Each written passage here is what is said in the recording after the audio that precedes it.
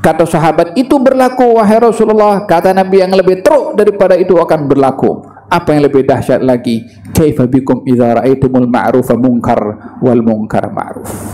Bagaimana kalau kamu hidup di satu zaman yang ma'ruf dilihat mungkar, yang mungkar dilihat ma'ruf.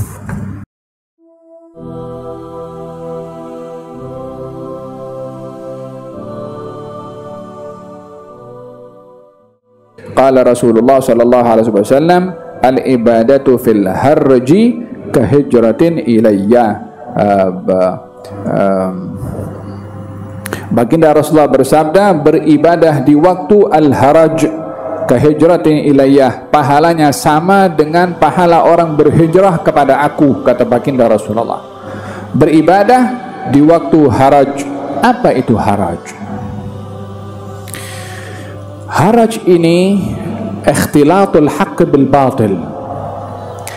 Zaman kalau bercampur aduk antara yang hak dan yang batil, yang ma'ruf dan yang mungkar, sehingga sukar untuk dipisahkan, itu namanya al-haraj. Makna al-haraj juga al-qatlu, pembunuhan. Ini hadis berbicara tentang akhir zaman. Di akhir zaman akan berlaku kecelaruan antara yang hak dan yang batil. Di akhir zaman akan banyak berlaku pembunuhan. Kata Nabi, bila mana zaman itu terjadi, beribadah di zaman itu, zaman fitnah, ganjarannya sama dengan ganjaran orang berhijrah kepada aku, kata baginda Rasulullah. yakni ganjaran yang cukup besar. Dalam hadis Nabi Muhammad sallallahu alaihi wa ala alihi wasallam, beliau bersabda tentang akhir zaman. Dalam hadis baginda Rasulullah sallallahu alaihi wa ala alihi wasallam, katanya beliau bersabda,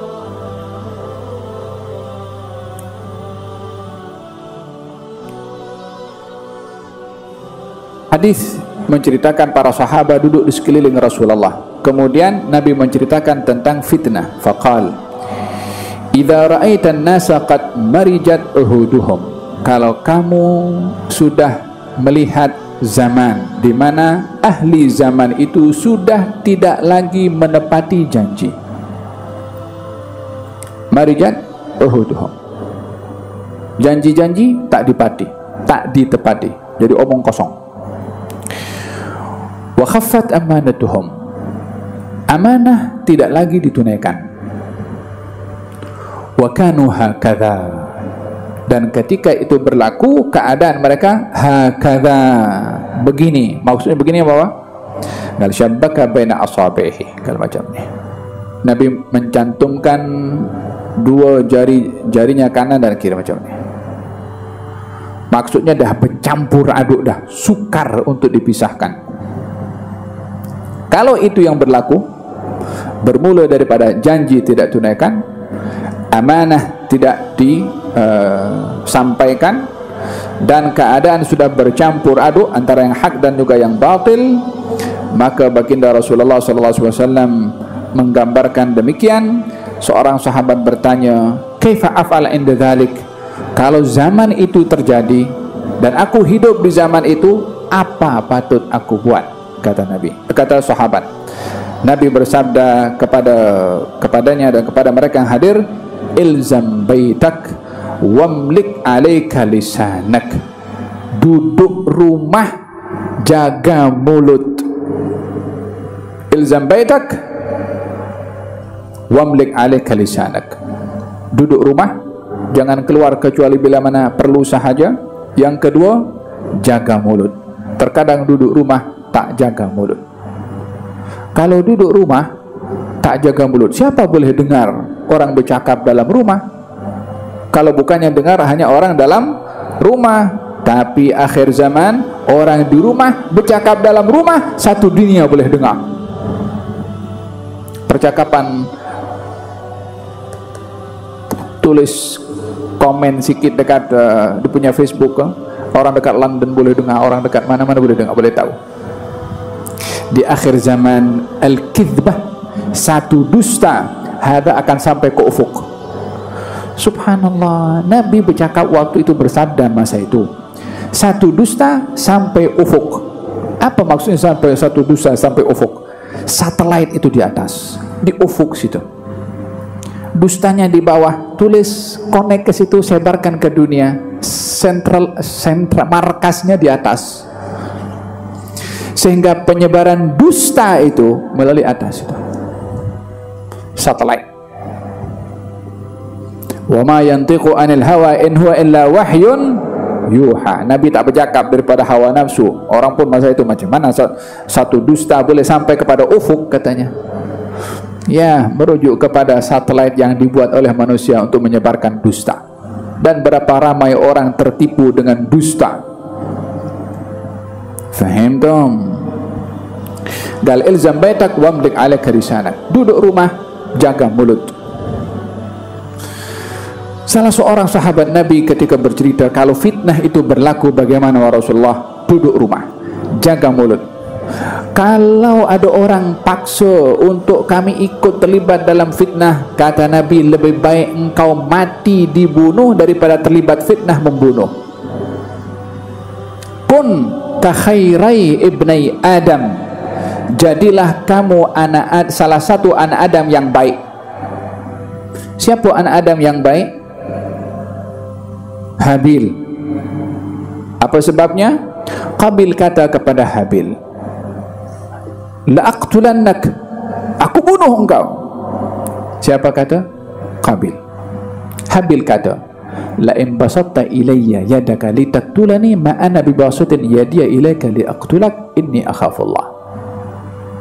Kalau engkau hulurkan tangan engkau nak bunuh kepada aku tak akan hulurkan tangan aku bunuh engkau. Aku takut pada Allah.